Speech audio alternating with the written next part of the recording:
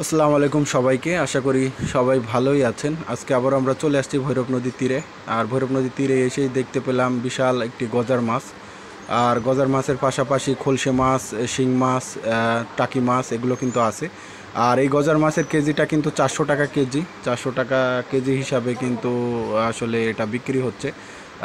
এই যে চাচা বলতেছে গজার মাছের কেজি কিন্তু 400 টাকা, এবং এখানে টাকি মাছ আর শিং মাছের এগুলো কিন্তু আলাদা দাম, খলসে মাছ এগুলো কিন্তু আলাদা দাম।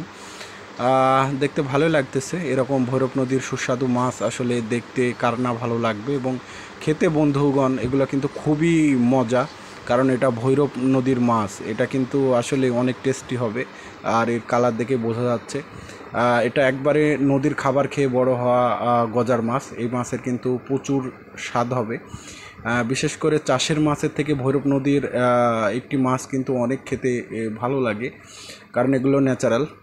আর এই পাশটাতে একটু ঘুরে আসি, যেহেতু মাছ দেখলাম এখানে মাছ বিক্রি হচ্ছে, ভৈরব নদী থেকে ধরে এখানেই বিক্রি হচ্ছে। শিকারী বন্ধুরা কিন্তু আজকে আবারও চলে আসছে ভৈরব নদীর তীরে মাছ ধরতে।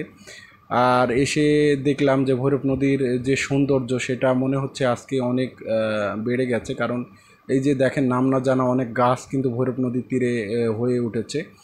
এর ভেতরে কিছু নাম জানি, কিছু নাম জানি না, কিন্তু দেখতে ভালো লাগতেছে। এই যে এক ধরনের ফুল, এটা আসলে কি গাছ বোঝা যাচ্ছে না।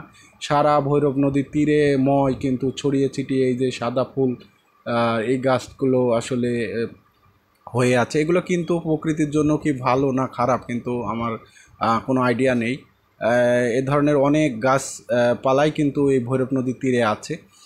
আর ভালোই লাগতেছে দেখে, অনেক সবুজ সুন্দর, এবং আজকে এই বিকালটা অনেক সুন্দর আসলে।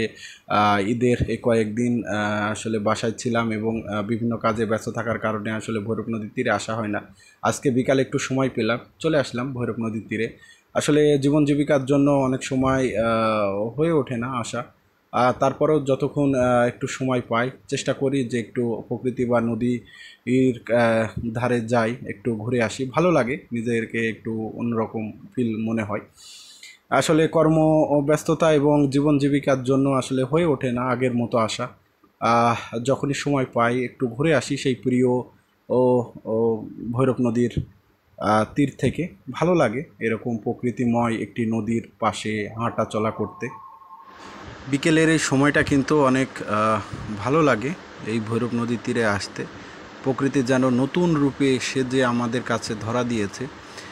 আর এরকম কিন্তু সুন্দর দৃশ্য তখনই আপনি দেখতে পাবেন যখন ওই নদী বা ওই প্রকৃতির কাছে আপনি যখন যাবেন। আসলে মানুষের জীবন জীবিকা এবং ব্যস্ততার কারণে হয়ে ওঠে না প্রকৃতির কাছে যাওয়া। তারপরেও যদি কখনো সময় পান তাহলে অবশ্যই ঘুরে আসবেন আপনার নিকটস্থ প্রকৃতির কাছ থেকে।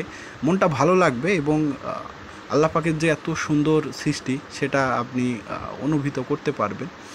আর দেখে ভালো লাগবে, কিছুটা সময় জন্য হলেও মনটা আসলে স্থির হয়ে যাবে।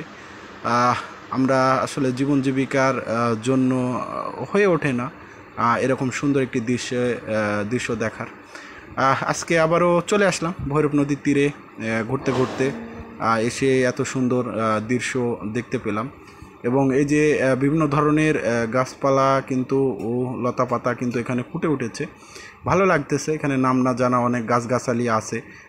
আসলে এগুলো অনেকে গাছের নামও জানি না, আর দেখতে ভালো লাগতেছে তাই দেখতেছে, এবং প্রচুর পরিমাণে হয়েছে ভৈরব নদীর তীরে সাদা সাদা ফুল, এবং যে গাছ, এই গাছটি কিন্তু আসলে জানি না কী গাছ।